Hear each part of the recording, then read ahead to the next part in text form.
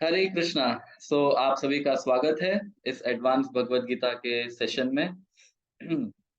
तो आज का हमारा ये पहला सत्र होगा। और एडवांस भगवत गीता में वैसे हम देखेंगे कि अ, भगवत गीता के कुछ डिटेल्स एस्पेक्ट को हम कवर करेंगे। ऐसा नहीं होगा कि हम हर श्लोक को लेंगे, लेकिन जो भी अध्याय को हम ले रहे हैं उसके महत्वपूर्ण श्लोकों को लिया जाएगा और उसके ऊपर हम चर्चा करेंगे। और वो महत्वपूर्ण श्लोक जो है वो पूरे अध्याय को ही कवर करते हैं। तो इस प्रकार से हम प्रयत्न करेंगे कि 6-7 महीने में हम पूरी भगवत गीता को कंप्लीट करें और उसको टॉपिक वाइज करेंगे। उसके उपरांत फिर हम कुछ अन्य छोटे ग्रंथ भी लेंगे श्रील प्रभुपाद जी के, जैसे पूर्ण प्रश्न पूर्ण उत्तर, परफेक्ट क्वेश्चन परफेक्ट आंसर्स, जिसमें प्रभुपाद जी जो हैं इस्कॉन के संस्थापक आचार्य, वो डेली मॉर्निंग वॉक पे जाते थे उनके कई शिष्यों के साथ। और कभी-कभी उन शिष्यों के साथ बड़े-बड़े वैज्ञानिक भी होते थे, साइंटिस्ट भी होते थे, या कोई फिलोसोफर्स होते थे, या अन्य संप्रदाय या अन्य विचारधारा के संत भी होते थे, और कभी-कभी सिर्फ शिष्य भी होते थे। तो ये सभी लोग जो हैं ये श्रील प्रभुपाद जी से प्रश्न पूछते और प्रभुपाद जी उसका उत्तर देते।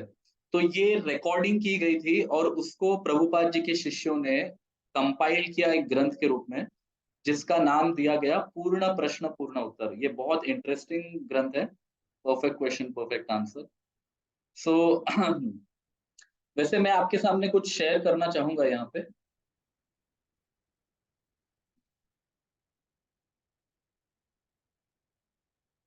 आपको स्क्रीन दिखाई दे रहा है सभी को? ओके। सो आप अगर गूगल पे जाके सिर्फ ऑनलाइन वेदाबेस ऐसे लिखेंगे, ऑनलाइन वेदाबेस, तो वहां पे श्रील प्रभुपाद जी की लिखी गई सभी ग्रंथ उपलब्ध होंगे। जैसे पहले यहाँ पे भगवत गीता दिया गया है, ठीक है? तो हम भगवत गीता पे क्लिक करेंगे तो यहाँ पे सभी अध्यायों के ऊपर जो आप भगवत गीता ग्रंथ लेते हैं ना, ये ऑनलाइन अवेलेबल है। तो चैप्टर 1, उसके बाद हर श्लोक के ऊपर जो व्याख्या दी गई है वो भी डिटेल्स में है यहाँ पे। Okay, like this. तो वैसे ही श्रीमद् भागवतम, ये श्रीमद् भागवतम के जो है वो 12 स्कंद हैं, और हर एक स्कंद में भी फिर अनेक अध्याय हैं, और प्रत्येक अध्याय में जो है वो अलग अलग सभी श्लोक हैं। ठीक है? जैसे उदाहरण के लिए ये पहला श्लोक, तो ये उसके ऊपर पूरी चर्चा कर रहे हैं श्रील प्रभुपाद जी। तो ऐसे आप श्रील प्रभुपाद के सभी ग्रंथों को देख सकते हैं, भगवत गीता, श्रीमद् भागवतम, चैतन्य चरितामृत, कृष्ण। तो वैसे कृष्ण जो ये है ये श्रीमद् भागवतम का ही एक पार्ट है, जो भागवतम के 10th कैंटो में आता है, दशम स्कंद में, लेकिन उसको अलग से पब्लिश भी किया गया है। फिर साइंस ऑफ सेल्फ रियलाइजेशन, आत्म साक्षात्कार का विज्ञान। उसके उपरांत श्रील प्रभुपाद लीलामृत। तो हम में से कई लोग ऐसे हैं, या ऐसा कह सकते हैं विश्व भर में 90% लोग प्रभुपाद जी के बारे में जानते ही नहीं। तो इसमें श्रील प्रभुपाद की पूरी जीवनी दी गई है। फिर teachings of lord Chaitanya, Chaitanya Mahaprabhu की शिक्षाएं, nectar of instructions, teachings of lord Kapil, Shri Ishopanishad, teachings of queen Kunti, Kunti महारानी के शिक्षाएं, बियॉन्ड बर्थ एंड डेथ। फिर भक्ति, civilization and transcendence, the perfection of yoga, a second chance. ये बहुत अच्छा ग्रंथ है, सेकंड चांस सभी को पढ़ना चाहिए।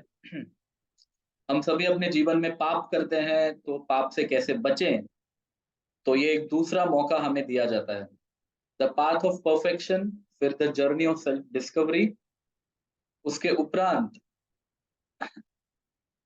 The nectar of devotion, Bhakti Rasamrita Sindhu, the king of knowledge, Raj Vidya. फिर महाभारत, ये प्रभुपाद जी के एक शिष्य ने लिखी है। On the way to Krishna, Ramayana, ये भी श्रील प्रभुपाद जी के एक शिष्य ने लिखी है। और the light of Bhagavat and Shri Brahma Samhita. तो ये जितने भी ग्रंथ हैं, यहाँ पे आप देख रहे हैं, ये जितने भी ग्रंथ है ये श्रील प्रभुपाद जी ने उनके समय में ही, उनके वो जब उपस्थित थे फिजिकली, उनके समय में ही उन्होंने कम से कम 100 से अधिक भाषाओं में उसका भाषांतर किया था। सो यू कैन इमेजिन कि एट सच ओल्ड एज, 70वें साल की उम्र में अमेरिका जाना, वहां पे प्रचार करना, फिर इतने सारे ग्रंथों को अंग्रेजी भाषा में उपलब्ध करना, और अंग्रेजी भाषा से फिर कई अनेक भाषाओं में उसको उपलब्ध करवाना लोगों के लिए। तो 100 से अधिक भाषाओं में तो उन्होंने खुद ने की थी उपलब्ध, उनके सामने बिठाकर कई लोगों को।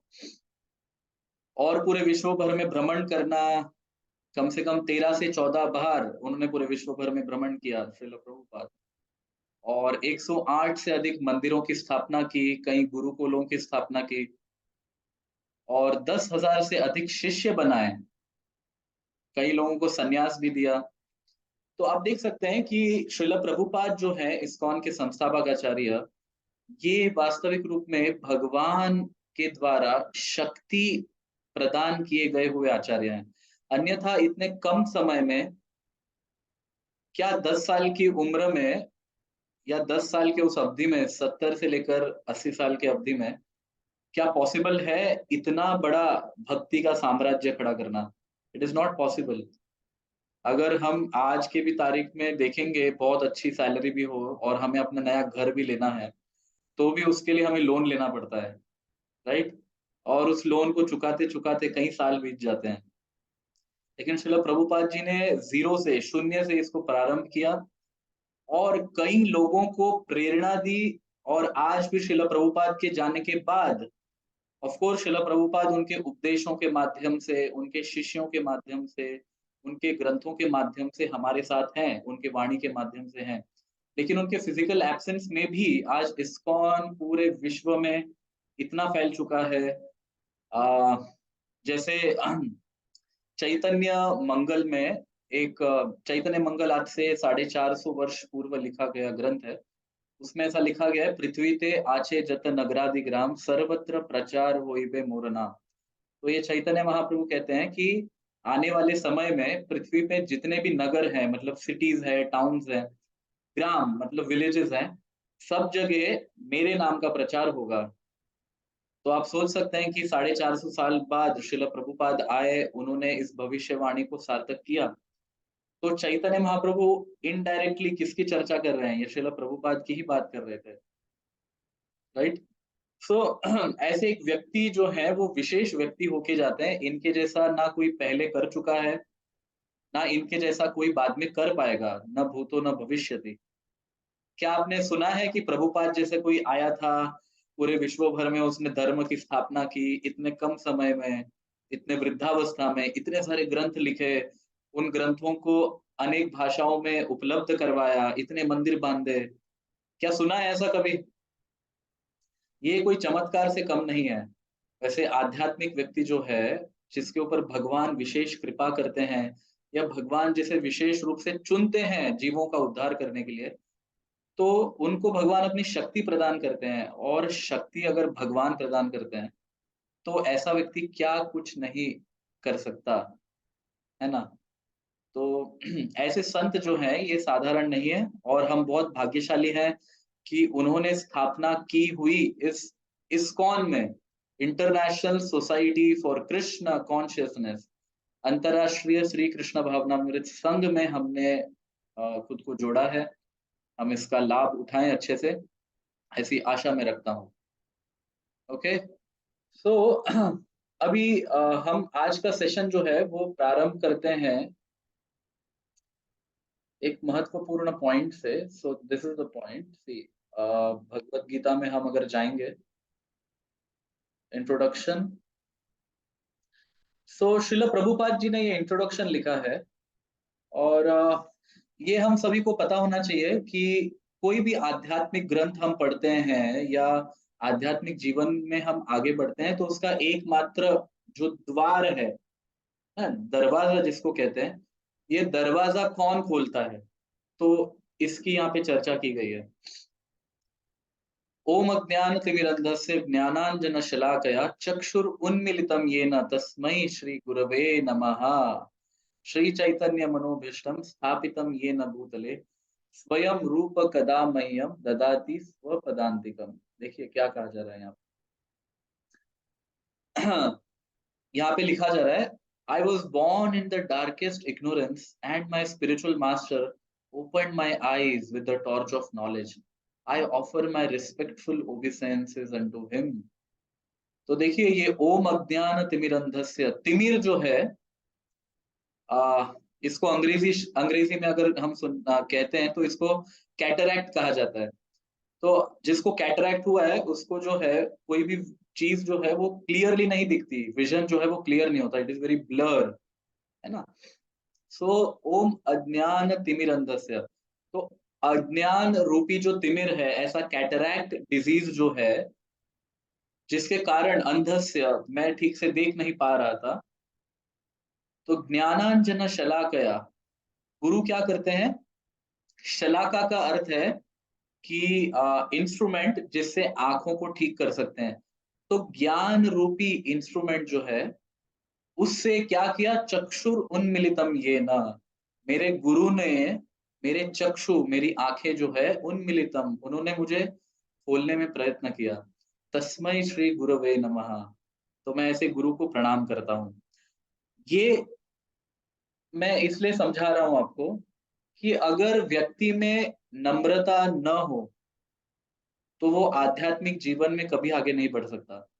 हम जिससे भी शिक्षाएं ग्रहण कर रहे हैं, हमें उनको मन से ही नहीं, मन से, शरीर से, शब्दों से, जिस भी प्रकार से हम उनको आदर दे सकते हैं, हमें देना चाहिए। आदर देने का अर्थ केवल ये नहीं है कि अगर वो गुरु हमारे सामने आते हैं तो हम सिर्फ उन्हें प्रणाम करें, उनको हार डालें, गुरु जी आप महान हैं, ऐसा नहीं। ठीक है, ये एक उसका एस्पेक्ट है, लेकिन आदर देने का वास्तविक अर्थ ये है कि गुरु जो कहते हैं उसको अपने जीवन में उतारना, उसका पालन करना, इसको कहते हैं आदर देना। नहीं तो ये किस प्रकार का आदर है कि जब गुरु हो तब उनका आदर करें, लेकिन जब गुरु ना हो तो उनके दिए हुए शिक्षाओं को हम पालन ही ना करें, तो ये आदर नहीं है ना, दिस इज नॉट रिस्पेक्ट। तो इस प्रकार से प्रत्येक गुरु जो है वो अपने गुरु को ऐसा आदर सम्मान देते हैं।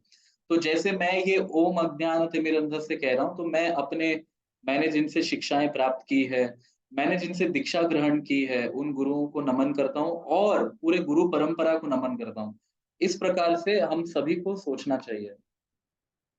This is the first aspect in भक्ति। और आगे कहते हैं, when will Srila Rupa Goswami Prabhupada, who has established within this material world the mission to fulfill the desire of Lord Chaitanya, give me shelter under his lotus feet? तो आगे प्रभुपाद जी प्रार्थना ये भी कर रहे हैं कि श्रील रूप गोस्वामी, जो चैतन्य महाप्रभु के सबसे प्रिय शिष्य थे, उन्होंने चैतन्य महाप्रभु जो भगवान है, उनके आदेश या उनके मिशन को स्थापित करने के लिए ये आंदोलन प्रारंभ किया था आज से 500 वर्ष पूर्व। तो वे श्रील रूप गोस्वामी कब मुझे अपने चरणों की शरण देंगे, इस प्रकार। और आगे फिर भगवान को नमन किया जा रहा है और राधा रानी को नमन किया जा रहा है। फिर यहाँ पे आते हैं, ये हमारे लिए बहुत इंपॉर्टेंट एस्पेक्ट है, श्री कृष्ण चैतन्य प्रभु नित्यानंद, श्री अद्वैत गदाधर श्रीवास आदि गौर भक्त वृंद। तो ये चैतन्य महाप्रभु जो हैं, ये इनके कई अनेक पार्षदों के साथ आए थे। उनमें से मुख्य पार्षदों के नाम है श्री नित्यानंद प्रभु, जो बलराम के अवतार हैं, श्री अद्वैत, जो सदाशिव और महाविष्णु के अवतार हैं, गदाधर, जो श्रीमती राधा रानी के अवतार है, और श्रीवास, जो नारद मुनि के अवतार हैं। तो इस प्रकार से मैं चैतन्य महाप्रभु के साथ जो कई अनेक ऐसे भक्त आए थे, उन सभी को भी प्रणाम करता हूँ। ओके, सो अभी भगवत गीता के विषय में श्रील प्रभुपाद बता रहे हैं, Bhagavad Gita is also known as Gitopanishad. It is essence of Vedic knowledge and one of the most important Upanishads in Vedic literature. Of course, there are many commentaries in English on the Bhagavad Gita, and one may question the necessity for another one. This present edition can be explained in the following way. Recently, an American lady asked me to recommend an English translation of Bhagavad Gita. Of course, in America, there are so many editions of Bhagavad Gita available in English, but as far as I have seen, not only in America but also in India, none of them can be strictly said to be authoritative, because in almost every one of them the commentator has expressed his own opinions without touching the spirit of Bhagavad Gita as it is. तो आपको ये समझ में आ रहा है शिला प्रभुपाद यहाँ पे क्या कहना चाह रहे हैं? प्रभुपाद ये कह रहे हैं इंट्रोडक्शन में कि कोई यह प्रश्न पूछ सकता है कि भगवत गीता क्यों इतना महत्वपूर्ण है। तो सबसे पहले प्रभुपाद इसका एक बेस बना रहे हैं कि भगवत गीता जो है वो केवल ऐसा नहीं है कि हाँ किसी ने कुछ कह दिया और किसी ने सुना और अल्टीमेटली उसको युद्ध करने के लिए प्रेरित किया गया, ऐसा नहीं है भगवत गीता के विषय में। गीतोपनिषद कहा गया है भगवत गीता को। शंकराचार्य से लेकर मध्वाचार्य, रामानुजाचार्य, निम्बार्क स्वामी वल्लभाचार्य, जितने भी महान संत हुए हैं उन सभी ने भगवत गीता को उपनिषद की श्रेणी में डाला है, इसलिए गीता को गीतोपनिषद कहा गया है। भगवत गीता के अतिरिक्त भी कई अनेक गीताएं हैं, 40 गीताएं हैं, भूमि गीता, उद्धव गीता इत्यादि बहुत सारी गीताएं हैं। लेकिन भगवत गीता को इतना महत्व क्यों प्राप्त हुआ? कई लोग प्रश्न पूछ सकते हैं ना कि इस्कॉन में हमेशा भगवत गीता भगवत गीता भगवत गीता बहुत करते रहते हैं, क्यों भगवत गीता? तो ये सिर्फ इस्कॉन की बात नहीं है, विश्व भर में जितने भी विद्वान हुए हैं उन्होंने अन्य गीताओं को स्पर्श न करते हुए भगवत गीता को चुना है। उसका कारण है, इसके वक्ता कौन है? वक्ता कौन है? नाम से ही पता चलता है, भगवद का अर्थ है भगवान के द्वारा कहा गया गीता। तो यद्यपि कई अनेक वस्तुओं होंगे, कई अनेक ज्ञान के स्रोत होंगे, लेकिन भगवत गीता को अगर उस श्रेणी में आप डालेंगे तो वो हमेशा टॉप में आएगा, सबसे टॉप मोस्ट प्रायोरिटी में आएगा। क्यों? क्योंकि वो डायरेक्ट भगवान ने कहा है। अगर कोई वस्तु डायरेक्टली भगवान कह रहे हैं तो वो सबसे टॉपेस्ट कैटेगरी में होना चाहिए कि नहीं होना चाहिए? इसलिए शंकराचार्य भी कहते हैं, यद्यपि शंकराचार्य वैष्णव नहीं है, वो अद्वैत संप्रदाय के आचार्य हैं, फिर भी वो भगवत गीता को इतना महत्वपूर्ण मानते हैं कि उन्होंने अपने सिद्धांत को स्थापित करने के लिए 3 प्रकार के ग्रंथों पे टीका लिखी, कमेंट्री लिखी, ठीक है? अभी कोई भी आचार्य जो होते हैं ना, आप इसे समझिए, कोई भी आचार्य जब आते हैं इस पृथ्वी पे, वो अगर अपने सिद्धांत को स्थापित करना चाहते हैं तो उन्हें इन 3 प्रकार के ग्रंथों पर अपने टीका लिखनी चाहिए। टीका का अर्थ है कमेंट्री। और उस कमेंट्री के द्वारा प्रूव करना चाहिए कि मैं जिस सिद्धांत का स्थापना करना चाहता हूं, सो एंड सो सिद्धांत फिलोसफी, वो इन तीनों प्रकार के ग्रंथों में दी गई है, इस प्रकार से। तो इन तीनों प्रकार के ग्रंथों के द्वारा मोक्ष को प्राप्त किया जाता है, इसलिए इसे प्रस्थान त्रयी भी कहा गया है। प्रस्थान का अर्थ है मोक्ष के ओर आगे बढ़ना, त्रयी मतलब इन 3 मार्गों से। तो सबसे पहला आता है न्याय। न्याय में वेदांत सूत्र पे टीका लिखना जरूरी है किसी भी आचार्य को, और वेदांत सूत्र से उसको प्रूव करना है कि मैं जिस सिद्धांत का प्रतिपादन कर रहा हूं वेदांत सूत्र भी उसी के बारे में कह रहा है। तो शंकराचार्य ने वेदांत सूत्र के द्वारा अद्वैत सिद्धांत का प्रतिपादन किया। शंकराचार्य ने दूसरा जो कैटेगरी ऑफ स्क्रिप्चर है वो उपनिषद है, श्रुति प्रमाण। पहला है न्याय जिसमें वेदांत सूत्र है, दूसरा है श्रुति जिसमें 10 मेन उपनिषद जो है उनके ऊपर टीका लिखना जरूरी है।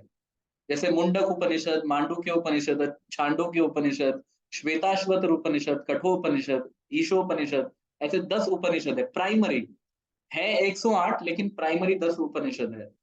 उन उपनिषदों में से प्रूव करना है आपको कि इसमें हमारे सिद्धांत की चर्चा हो रही है। और तीसरा जो है स्मृति में से, उसमें सर्वश्रेष्ठ है वो गीता, भगवत गीता। और शंकराचार्य ने भगवत गीता को चुना, उन्होंने रामायण नहीं चुना, उन्होंने महाभारत नहीं चुना, उन्होंने धर्मशास्त्र मनुस्मृति नहीं चुना, उन्होंने कोई भी प्रकार के जो व्याकरण के भी शास्त्र है वो नहीं चुने, कुछ नहीं। He picked up Bhagavad Gita. कई अनेक गीताएं थी लेकिन he picked up Bhagavad Gita. सो भगवत गीता ऐसा नहीं है कि क्यों इतना महत्व दिया जा रहा है, वो प्रस्थान त्रयी के इंपॉर्टेंट कैटेगरी में आता है। It is one of the most important scriptures. और इसको शंकराचार्य इतना ज्यादा महत्व दे देते हैं शंकराचार्य कहते हैं कि ये गीता को केवल गीता नहीं बोलना चाहिए, इसको उपनिषद बोल देना चाहिए। तो गीतोपनिषद ये टर्म जो है, ये शंकराचार्य दे रहे हैं, कोई वैष्णव भी नहीं दे रहे। अगर मान लीजिए कोई वैष्णव कहते हैं कि नहीं गीता जो है वो उपनिषद है, तो समझ में आ सकता है कि हाँ, वैष्णव जो है वो अपने ग्रंथ के प्रति थोड़ा बायस्ड है। लेकिन जो वैष्णव नहीं है वो भी गीता को उपनिषद कह रहे हैं, तो इससे अनुमान लगाया जा सकता है कि भगवत गीता कितना महान है। आगे देखिए क्या कहा जा रहा है। अभी प्रभुपाद जी कहते हैं कि एक अमेरिकन लेडी ने उनसे पूछा कि इतने सारे गीता अवेलेबल है, आपने क्यों गीता लिखी? तो प्रभुपाद जी कह रहे हैं कि हाँ, केवल अमेरिका में नहीं, भारत में भी कई गीताओं की भाषाएं, गीताओं पर टीकाएं अवेलेबल है। लेकिन इसकी आवश्यकता इसलिए थी, Bhagavad Gita as it is की आवश्यकता इसलिए थी, क्योंकि जिन्होंने भी भगवत गीताएं लिखी हैं इसके पहले, नॉट वैष्णव आचार्य, अंग्रेजी में जिन्होंने भी लिखी हैं, जैसे कई पॉलिटिकल लीडर्स थे, या फिर आप कह सकते हैं कुछ सोशल वर्कर्स थे, कुछ ज्ञानीज थे, ऋषि मुनीज थे, उन्होंने अंग्रेजी भाषाओं में भगवत गीता लिखी थी। तो उन्होंने कृष्ण को साइड लाइन पूरी तरह से कर दिया था। आप अगर उनकी भगवत गीता पढ़ेंगे कहीं पे भी, तो कृष्ण अगर कह रहे हैं कुछ, तो वो वहां पे ऐसा कहते हैं कि ये कृष्ण नहीं कह रहे, ये कृष्ण के अंदर की आत्मा कह रही है, and so on like that. या फिर कृष्ण अगर भगवत गीता में कहते हैं कि वो भगवान है, तो वो ऐसा कहते हैं कि कृष्ण भगवान नहीं है, कृष्ण कह रहे हैं कि जैसे मैं भगवान हूं, वैसे आप सभी को समझना चाहिए कि आप भी भगवान हैं। तो इस प्रकार से भगवत गीता के मैसेज को डाइल्यूट कर दिया गया था। तो भगवत गीता को जो स्पिरिट है, सी, प्रभुपाद कह रहे हैं without touching the spirit of Bhagavad Gita, Bhagavad Gita का स्पिरिट एक्चुअली ये है कि भगवान भगवान है, हम भगवान के भक्त हैं, और हमें कर्म के माध्यम से भगवान से जुड़ना है, जिसको कर्मयोग कहा जाता है। हमें ज्ञान के माध्यम से भगवान से जुड़ना है, जिसको ज्ञान योग कहा जाता है। हमें ध्यान के माध्यम से भगवान से जुड़ना है, जिसे ध्यान योग कहा जाता है। और हमें भक्ति के माध्यम से भगवान से जुड़ना है, जिसे भक्ति योग कहा जाता है। सो अल्टीमेटली ये योगा लैडर जिसको कहते हैं ना, क्रमशः भक्ति योग के प्रति आगे बढ़ना, ये भगवत गीता में बताया गया है। तो भगवत गीता किससे सुननी चाहिए? यहाँ पे देखिए, अभी प्रभुपाद नेक्स्ट पॉइंट उठाते हैं। इमं विवस्वते योगम प्रोक्तावान अहम अव्ययम विवस्वान मनवे प्राह मनुर इक्ष्वाकवे ब्रवीत एवं परंपरा प्राप्तम। देखिए मैं यहाँ पे पॉइंट हाईलाइट कर रहा हूँ, एवं परंपरा प्राप्तम। तो भगवत गीता जो है, या कोई भी आध्यात्मिक ग्रंथ जो है, वो गुरु शिष्य परंपरा में ही सीखनी चाहिए। ऐसा नहीं है कि आप भगवत गीता या कोई भी ग्रंथ पढ़ोगे तो समझ में आएगा, ऐसा नहीं होता। इसको गुरु शिष्य परंपरा में ही सीखना चाहिए, इसलिए परंपरा। नाउ आगे प्रभुपाद जी बताते हैं कि भगवत गीता से जब व्यक्ति भक्ति के स्तर पे आता है, तो वो इन 5 प्रकार के रसों का आस्वादन कर सकता है भक्ति में। One one may be a devotee in a passive state. अभी पैसिव स्टेट क्या है? पैसिव स्टेट का अर्थ है शांत रस। भक्ति में जो है वो 5 मुख्य रस है, ठीक है, 5 मुख्य रस है, और 7 जो है वो गौण रस है। मतलब देर सेकेंडरी मूड्स या भावनाएं, है ना। जैसे आपको किसी व्यक्ति के प्रति एक विशेष लागणी होती है या अटैचमेंट होता है, तो उस अटैचमेंट या उस भावनाओं को रस कहा गया है। तो शांत रस का क्या अर्थ है? शांत रस का अर्थ है जब हम ये देखते हैं कि भगवान सभी के हृदयों में है परमात्मा के रूप में। भगवान किस प्रकार से पूरी पृथ्वी को, ब्रह्मांडों को चला रहे हैं, सभी जीवों को मेंटेन कर रहे हैं। और जब आपके जीवन में सुख दुख आते हैं, तो आप उसको भगवान की कृपा समझते हैं। ये नहीं कि सुख आ रहा है तो भगवान की कृपा, दुख आ रहा है तो भगवान की कृपा नहीं है, नहीं। अब दुख को भी भगवान की कृपा के रूप में देखते हैं। तो जब व्यक्ति पूरी तरह से हृदय से शांत हो जाता है, सभी भौतिक आसक्ति समाप्त हो जाती है, लेकिन उसको भगवान के प्रति सेवा का भाव निर्माण नहीं हुआ है अभी, इसे आप समझिए। उसको भौतिक आसक्ति समाप्त हो चुकी है, लेकिन भगवान के प्रति सेवा का भाव नहीं है। तो वो व्यक्ति जो है, ऐसा भक्त जो है, वो शांत रस में आता है। शांत मतलब ही इज न्यूट्रल। उसको भौतिक प्रकार की आसक्ति नहीं है, लेकिन उसको भगवान की सेवाओं के लिए भी आसक्ति नहीं है अभी, तो वो शांत रस है। शांत मतलब न्यूट्रल। जैसे उदाहरण के लिए आ, भीष्म पितामह आप लीजिए, तो भीष्म जो है वो एक महान वैष्णव हुए हैं। भागवतम, श्रीमद् भागवत में उनको द्वादश महाजन में से एक उपाधि दी गई है। He is also one of the mahajanas. लेकिन भीष्म जो है वो शांत रस के भक्त है। शांत रस जो है, उन्हें पता है कि भगवान को कोई अगर गाली भी देगा तो भगवान को वो गाली नहीं लगती। जैसे शिशुपाल कृष्ण को गाली दे रहे थे, तो पांडव जो है, अर्जुन भीम बहुत क्रोधित हो गए, है ना। अभी इसकी चर्चा हम करेंगे, भक्तों को क्रोध आता है कि नहीं आता। तो अर्जुन भीम क्रोधित हो गए, तब भीष्म जो है वो भीम और अर्जुन को शांत करते हैं। कहते हैं कि कृष्ण को या भगवान को अपशब्द कहना किस प्रकार से, जैसे आप सूर्य से बड़े ईर्ष्या करते हो, इसलिए सूर्य की ओर आप थूकते हो, और अल्टीमेटली वो थूक जो है सूर्य तक तो नहीं पहुंचता, लेकिन आप ही के चेहरे के ऊपर आके गिरता है अपनी थूक। तो वैसे शिशुपाल जो है वो भगवान को अपशब्द कह रहे हैं, लेकिन बेसिकली वो अपने आप को ही कह रहे हैं, वो भगवान को नहीं लागू होते। तो this is a very typical nature of शांत रस डिवोटी। अगर भगवान को कोई कुछ कह रहा है तो उन्हें क्रोध नहीं आता, उन्हें पता है कि भगवान पे ये सब नहीं लगता। भगवान is completely free from all these things. लेकिन इससे श्रेष्ठ भक्त होते हैं कुछ, और वो होते हैं दास्य रस में स्थित भक्त। दास्य रस में स्थित भक्त जो हैं, वो भगवान को अपना स्वामी मानते हैं, खुद को दास मानते हैं, और उन्हें पता है कि भगवान को इन सब वस्तुओं से कोई प्रॉब्लम नहीं है। लेकिन क्योंकि वो सेवा करते हैं, दास जो है वो सेवा करता है, और सेवा के कारण उनको भगवान के प्रति अटैचमेंट डेवलप होती है। तो इस अटैचमेंट के कारण वो भगवान के प्रति ऐसी भावनाएं लाता है जैसे मानो भगवान को आवश्यकता हो इन सब की, है ना।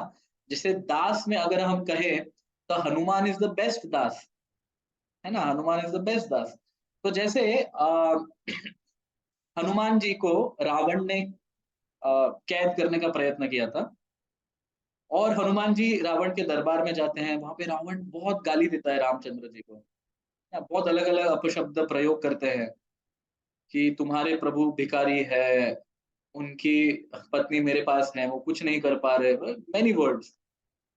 उसके पहले वो हनुमान जी को गाली दे रहे थे, लेकिन हनुमान जी को उन सब वस्तु से प्रॉब्लम नहीं थी कि मुझे कुछ बोले, that is not an issue, है ना। भक्तों को ये हमेशा होता है कि कोई मुझे कुछ बोले, कोई प्रॉब्लम नहीं है, लेकिन अन्य भक्तों को और भगवान को, इनको अपशब्द नहीं कहना चाहिए कभी।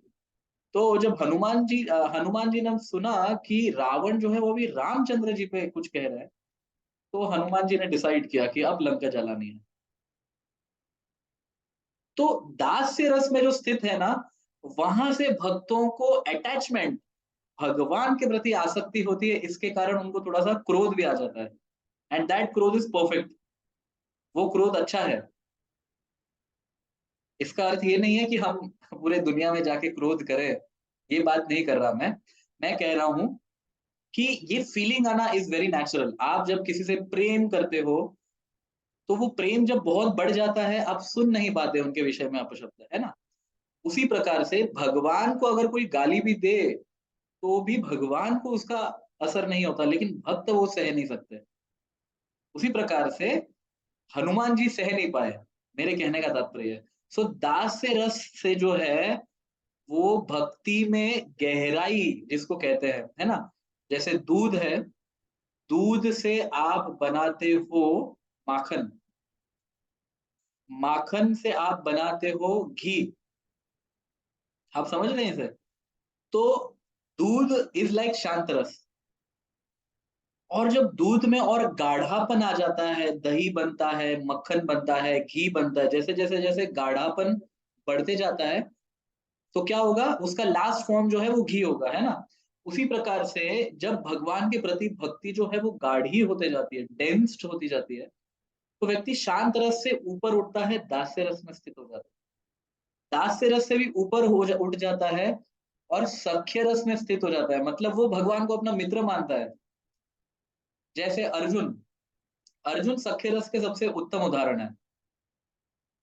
अभी भगवत गीता में हम आगे पढ़ते हैं, जब भगवान अर्जुन को विराट रूप दिखाते हैं, तो अर्जुन विराट रूप देखकर चकित हो जाते हैं कि ये कृष्ण को तो मैं अपना मित्र मानता था। उसी बिस्तर पर हम दोनों एक साथ सोते थे, एक ही थाली से हम खाते थे। कभी-कभी कृष्ण को मैं कह देता था कि तुम्हें कुछ नहीं आता, ये देखो मैं किस प्रकार से ये करता हूँ। इस प्रकार से मैं कृष्ण का कभी-कभी अपमान भी कर देता था। और ये सब अर्जुन कह रहे हैं कि मैं तुम्हारा अपमान भी करता था, और अब मुझे पता चल रहा है कि तुम भगवान हो। तो रस रस जो तत्व है, इसका गहराई इतनी होती है कि आप जब उस व्यक्ति से इतना प्रेम करते हो, उस रस में स्थित हो जाते हो, तो उस व्यक्ति की भगवत्ता जो है आपके मन में धीरे-धीरे समाप्त होने लग जाती है। जैसे आप वृंदावन में जाओगे, व्रज में जाओगे, तो व्रज के भक्त तो ऐसे हैं कि वो कृष्ण को भगवान ही नहीं मानते। आप समझिए, व्रज की भावना तो इतनी मीठी है, मधुर है कि वो कृष्ण को भगवान नहीं मानते। वो कृष्ण को कहते हैं, ये कृष्णा, ये भगवान नहीं है, ये चोर है करके। एक दिन बिना चोरी किए रह नहीं सकता। आप सोच सकते हैं, तो ऐसा नहीं है कि इनको भगवान के भगवत्ता का ज्ञान नहीं है, ऐसा नहीं है। भगवान की भगवत्ता का ज्ञान जितना गहरा होता है, तब प्रेम बढ़ने लगता है। और प्रेम जैसे-जैसे बढ़ने लगता है, तो भगवत्ता जो है वो छिपने लग जाती है, और वो प्रेम ज़्यादा दिखाई देता है। तो अर्जुन सख्य रस के उदाहरण है। फिर तीसरे स्तर पे आता है वात्सल्य रस, मतलब भगवान के माता-पिता बनना। ये सख्य रस से भी श्रेष्ठ है, क्योंकि सख्य रस में आप एक लिमिट से ज़्यादा कभी क्रॉस नहीं करते। वात्सल्य रस में आप कृष्ण को डाँट सकते हो। यशोदा जो है, वो कृष्ण के पीछे छड़ी लेके भागी थी। और नंद बाबा जो हैं, वो कभी-कभी भगवान को आदेश देते, जाओ मेरे जूते लेके आओ। देख रहे हो आप? दैट इज़ वात्सल्य रस। तो वो उससे भी ज़्यादा श्रेष्ठ है, क्योंकि भगवान तो और भी ज़्यादा अधीन हो जाते हैं आपके। उससे श्रेष्ठ है वात्सल्य रस से श्रेष्ठ है माधुर्य रस। माधुर्य रस में तो भगवान पूरी तरह से आपसे कैप्टिवेटेड हो जाते हैं, मतलब आपके कंट्रोल में आ जाते हैं। आप जैसे नचाओगे भगवान को, भगवान वैसे नाचते हैं। बिल्कुल। तो माधुर्य रस के सबसे अच्छे उदाहरण है गोपियाँ वृंदावन की। वो जो कहते थे भगवान वो करते थे, एकदम नो आर्ग्यूमेंट्स। गोपियों के सामने कोई आर्ग्यूमेंट नहीं, कोई तर्क-वितर्क नहीं। That is the level of gopis. और जब गोपियाँ भगवान के पास आती है, वो भगवान से कहती है कि हम आपके बुलाने से सब कुछ छोड़ के आए हैं। तो आप सोचिए कि मैं पूर्ण पुरुषोत्तम भगवान की बात कर रहा हूँ। हमने पूर्णत्व की चर्चा 6 डे सेमिनार में की थी, है ना?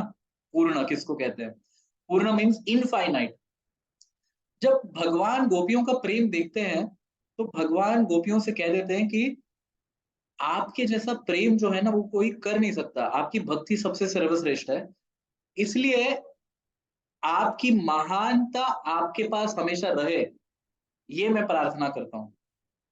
आप सोचिए, अन्य भक्तों को भगवान आशीर्वाद देते हैं, लेकिन गोपियों का वो स्तर है कि भगवान उनको आशीर्वाद देने के लायक नहीं समझते खुद को। इसलिए वो कहते हैं कि आपकी महानता आपके पास रहे, यही मैं प्रार्थना करता हूँ। मतलब सोचिए कि अनंत भगवान भी गोपियों के प्रेम के सामने ऐसे झुकते हैं, मानो वो उनको आशीर्वाद देने के लायक नहीं समझते खुद को। तो ये भक्ति के स्टेजेस हैं। इसकी चर्चा तो भगवत गीता जो है, आपको क्रमशः इन सभी स्टेजेस पे लेके जाती है। देखिए, ये शांत रस, a devotee in a passive state, a devotee in an active state मतलब दास्य रस, सेवा का भाव, a devotee as a friend, सख्य रस, a devotee as a parent मतलब वात्सल्य रस, a devotee as a conjugal lover मतलब माधुर्य रस। तो इस प्रकार से 5 प्रकार के रसों में भगवान की सेवा हो सकती है। और अर्जुन किस में स्थित है? अर्जुन सख्य रस में स्थित है। अभी आगे अगर हम बढ़ते हैं,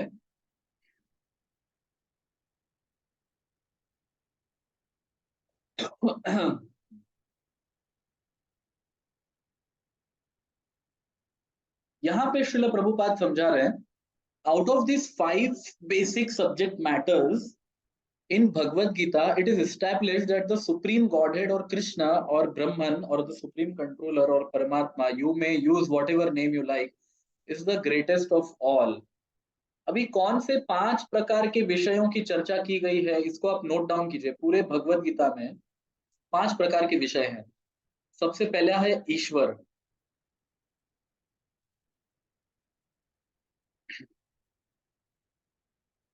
दूसरा है जीव मतलब आत्मा,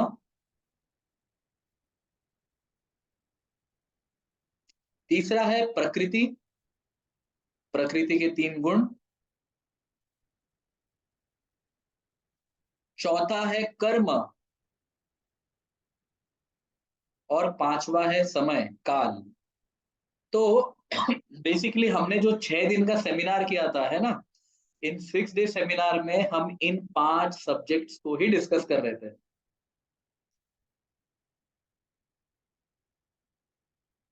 ठीक है, तो इन 6 दिन के सेमिनार में हमने 5 सब्जेक्ट्स को ही अच्छे से डिस्कस किया है।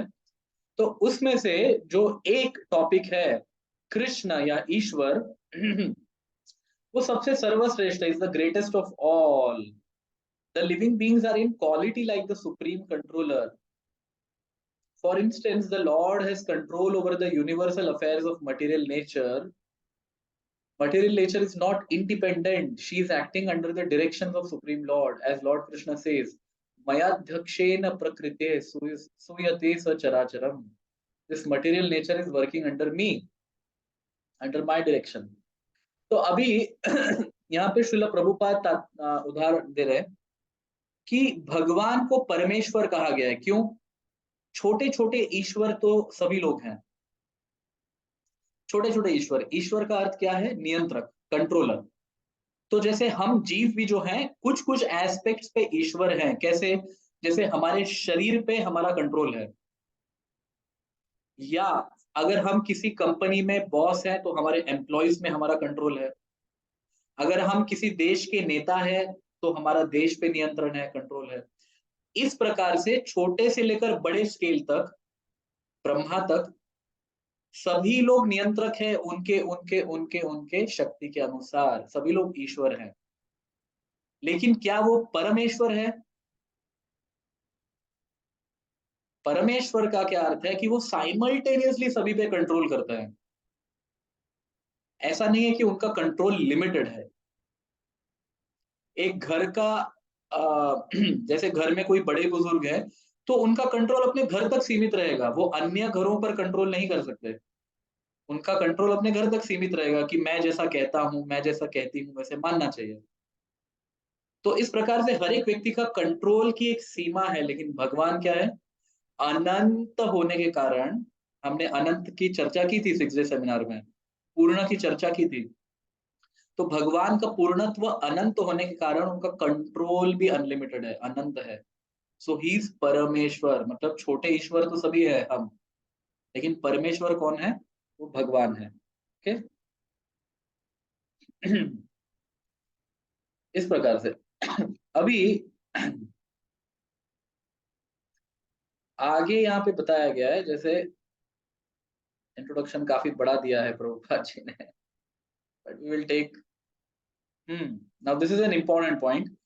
अभी प्रश्न उठता है, तो अगर हम भगवान की भक्ति करते हैं तो अभी तक हम अन्य देवताओं की भक्ति कर रहे थे, पूजा कर रहे थे, पाठ कर रहे थे, या सोमवार का व्रत रख रहे थे, मंगलवार का व्रत रख रहे थे, जो भी कर रहे थे हम, तो क्या ये करने से या भगवान की भक्ति करने से इन्हें बुरा नहीं लगेगा, इन देवताओं को?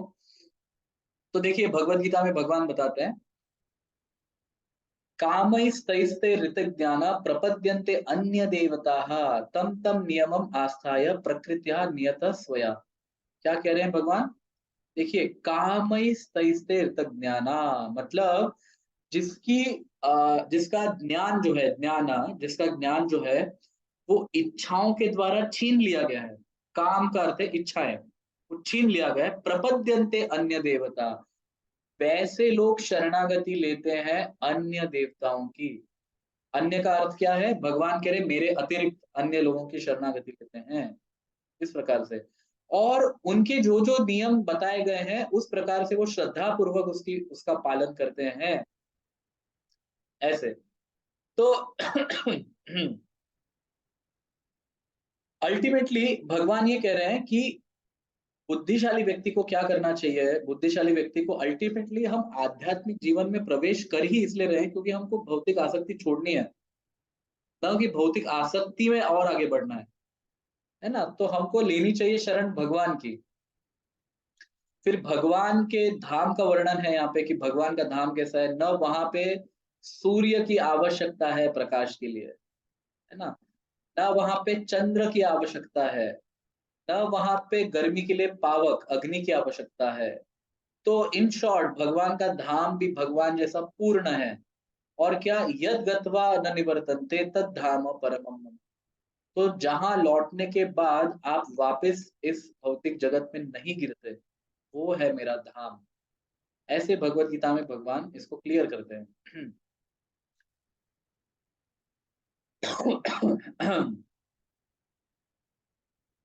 आगे, और इसकी चर्चा देखिए अभी हमने 6th सेमिनार में भी की थी कि भक्ति के 9 विधाओं को हम कैसे पालन कर सकते हैं। श्रवणम, कीर्तनम, विष्णु स्मरणम, पाद सेवनम, अर्चनम, वंदनम, दास्यम, सख्यम, आत्मनिवेदनम। श्रवण का अर्थ है भगवान के विषय में सुनना, कीर्तन का अर्थ है भगवान के विषय में कहना, विष्णु स्मरण का अर्थ है भगवान के विषय में स्मरण करना, पाद सेवन का अर्थ है उनके चरणों की सेवा करना, अर्चनम का अर्थ है भगवान के विग्रह उनकी मूर्ति की सेवा करना, वंदनम का अर्थ है भगवान के लिए प्रार्थनाएं बोलना, दास्यम का अर्थ है भगवान की फिजिकली सेवा करना, सख्यम का अर्थ है भगवान का सखा बनना, आत्मनिवेदम का अर्थ है भगवान के प्रति पूर्ण शरणागति होना। इनमें से कोई भी एक विधि को आप पकड़ के भगवान को प्राप्त कर सकते हो, या कोई भी 9 के 9 विधियों को पकड़ के भी आप कर सकते हो। अभी आगे भगवान इतने सारे अध्याय कहते हुए अंतिम अध्याय में 18वें अध्याय में भगवान कहते हैं, सर्वधर्मान परित्यज्य माम एकम शरणम व्रज, अहम त्वाम सर्व पापेभ्यो मोक्षयिष्यामि मा शुचः। क्या कह रहे हैं भगवान यहाँ पे कि जितने भी तुमने तथाकथित धर्म बनाए हैं, तथाकथित धर्म अपने मन से, धर्म का अर्थ यहाँ पे क्या है, इजम्स, है ना, वाद। जैसे आप कह सकते हो कि राष्ट्रवाद एक हो गया, फिर बाद में साम्यवाद एक हो गया, कम्युनिज्म हो गया, नेशनलिज्म हो गया, फिर कैपिटलिज्म हो गया। तो जितने भी ऐसे वाद हैं, इजम्स हैं, इससे आपको शांति नहीं प्राप्त होने वाली। भगवान कह रहे हैं ये तथाकथित जो आपने धर्म क्रिएट किए हैं, सर्व धर्मान परित्यज्य, इन सभियों को एक्चुअली त्याग देना चाहिए, और माम एकम शरणम व्रज। कितना स्पेसिफिकली भगवान कह रहे हैं। एक तो पहले भगवान देवताओं के प्रति नहीं जाना चाहिए ये भी कह रहे हैं, और और भी ज्यादा स्पेसिफिक कह रहे हैं, माम एकम शरणम व्रज, मेरी ही शरण में आना है। माम एकम, क्यों, उससे क्या होगा? क्या अन्य देवताओं की शरण लेने से वो लाभ नहीं है जो भगवान दे रहे हैं? नहीं है। भगवान कह रहे हैं, अहम त्वाम सर्व पापेभ्यो, मैं तुमको सभी पापों से मुक्त करूंगा, मोक्षयिष्यामि मा शुचा, ये मेरा वचन है कि तुम्हें मोक्ष प्राप्त हो। इसका अर्थ अपने आप ये बनता है कि अन्य जो है वो मोक्ष देने के योग्य नहीं है, वेरी नेचुरली। इसकी अगर आप टीकाएं पढ़ेंगे कई आचार्यों के द्वारा, very strongly they have written कि क्यों भगवान की ही आश्रय लेना चाहिए।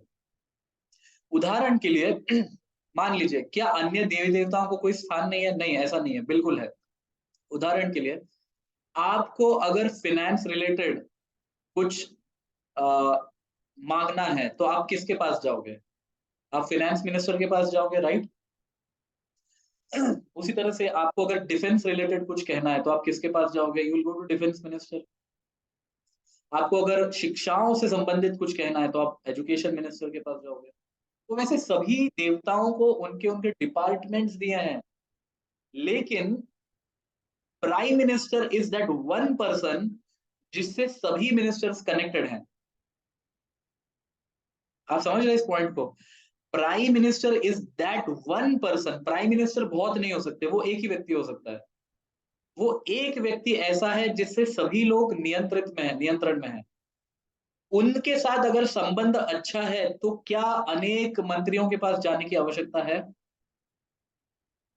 वही भगवान यहाँ पे कहना चाहते हैं। एग्जैक्टली वो कहते हैं,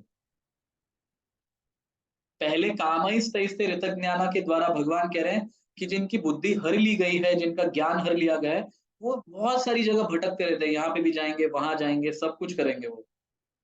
लेकिन वो ये नहीं देखते कि ये आके कहाँ जुड़ रहे हैं सभी लोग, और ये मेरे से आ रहे हैं। तो भगवान कहते हैं माम एकम शरणम ब्रज।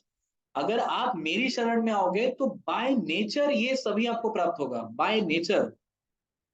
उसी प्रकार से, बिल्कुल उसी प्रकार से जैसे हम उंगलियों से खाना खाते हैं, हम आंखों से खाना देखते हैं, ठीक है, उंगलियों से खाना उठाते हैं, आंखों से खाना देखते हैं, नाक से खाना सूंघते हैं, जीभ से खाना जीभ से खाने का स्वाद चखते हैं, दांत से चबाते हैं।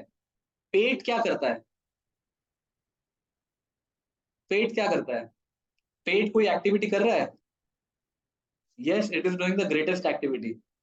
अल्टीमेटली सारा भोजन जो है वो पेट में जाता है, एंड थ्रू पेट, पेट के द्वारा वो पूरे शरीर में पोषण प्राप्त होता है। अगर ये सभी अंग ऐसे अलग से सोचेंगे कि why should I surrender to the stomach, मैं पेट को क्यों खाना खिलाऊं, जबकि उंगली अगर ऐसा कहेगी कि मैं खाना उठा रही हूं, तो क्या पेट को खाना नहीं देने से किसी भी शरीर के अंग को पोषण प्राप्त होगा? नहीं, है ना? So stomach is the centre point for everyone, वहां से सभी को न्यूट्रिशन प्राप्त होता है।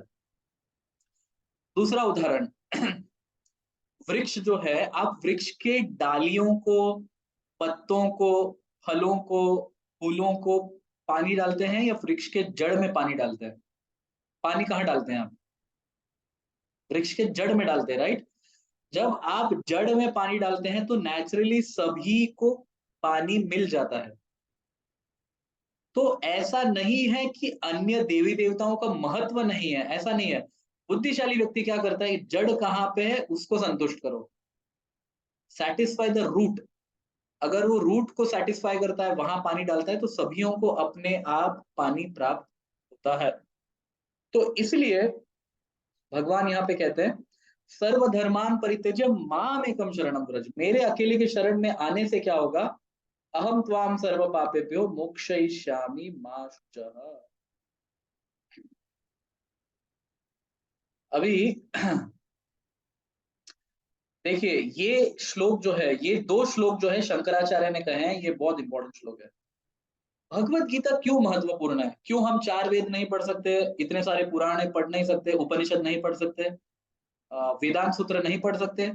देखिए शंकराचार्य क्या कहते हैं, सर्वो उपनिषदो गावो दोग्ध गोपाल नंदना पार्थो वत्सः सुधीर भोक्ता दुग्धम गीतामृतम महत्। तो गीता महात्म्य में शंकराचार्य कहते हैं कि this Gitopanishad, Bhagavad Gita, the essence of all Upanishad, ये सभी उपनिषदों का सार है, is just like a cow, ये गाय के समान है। And Lord Krishna who is famous as cowherd boy is milking this cow. तो भगवान जो ग्वाल है वो गाय का दूध निकाल रहे हैं, मतलब उपनिषदों में से वो दूध निकाल रहे हैं, और वो दूध जो है वो एक्चुअली है भगवत गीता।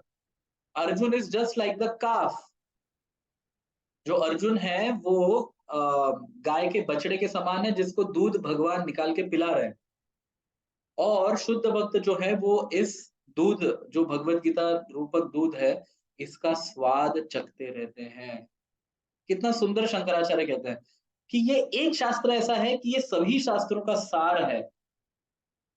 और उसी तरह से आगे शंकराचार्य कहते हैं एकम शास्त्रम देवकी पुत्र गीतम, एको देव देवकी पुत्र एव, एको मंत्रस्य तस्य नामानि यानि कर्मापि एकम तस्य देवस्य सेवा।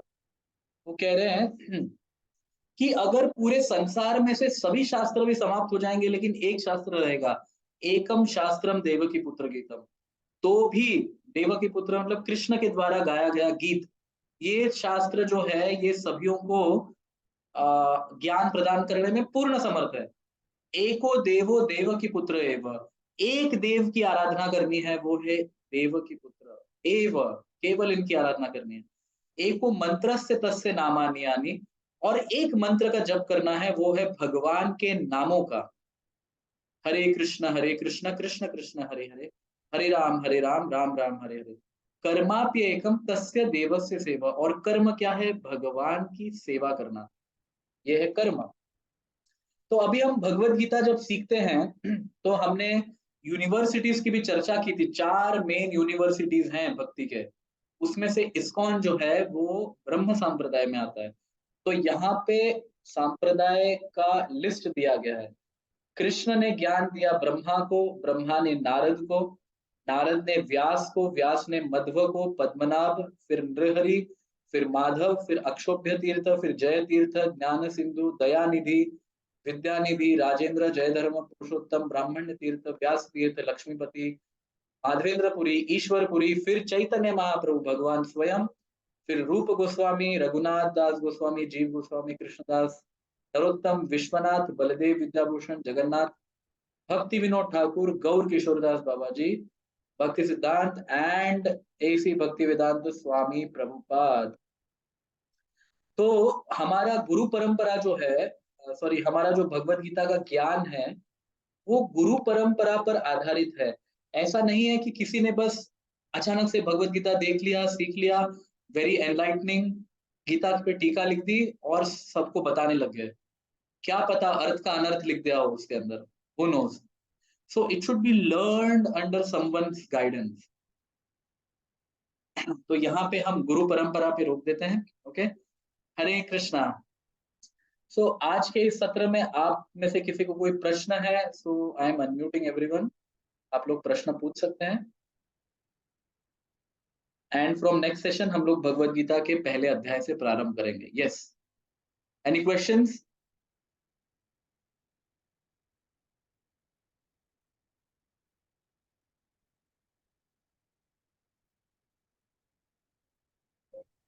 कोई प्रश्न है किसी को? आपको ओवरऑल भगवत गीता का थीम समझ में आया? What is Bhagavad Gita theme? 5 विषय वस्तु, ईश्वर, जीव, प्रकृति, काल, कर्म। फिर बाद में भगवत गीता भक्ति का शास्त्र है। अल्टीमेटली भगवान कर्म योग से, ज्ञान योग से, ध्यान योग से भक्ति योग में लेके आना चाहते हैं अर्जुन को। फिर भगवान 5 रसों की चर्चा करते हैं, शांत रस, दास्य रस, साख्य रस, वात्सल्य और माधुर्य। और फिर भगवान क्यों अन्य देवताओं के पास नहीं जाना चाहिए, मेरे पास आना चाहिए, इसकी चर्चा करते हैं। फिर उनसे, उनके पास आने से क्या लाभ प्राप्त होता है। और लास्ट में भगवत गीता एकमात्र शास्त्र, सभी शास्त्रों का सार रूप है, और उसको सीखना चाहिए गुरु शिष्य परंपरा में। This is the overall theme या birds eye view of Bhagavad Gita, है ना। एक होता है बर्ड्स आई व्यू, पक्षी जो ऊपर से उड़ रहा है, तो पक्षी के दृष्टिकोण से ओवरऑल जनरल देखना सब कुछ, तो ये भगवत गीता का जनरल नॉलेज है। एंड फिर बाद में एक एस्पेक्ट पे फोकस करके उसको स्पेसिफिकली समझना। तो ये जो है हम अगले ट्यूसडे से या अगले मंगलवार से प्रारंभ करेंगे। ओके, हरे कृष्णा। हरे हरे कृष्ण। ग्रंथराज श्री हरे भगवत कृष्ण। गीता की जय, जगत गुरु जय। प्रभुपाद की जय। हरे जय। पाद की What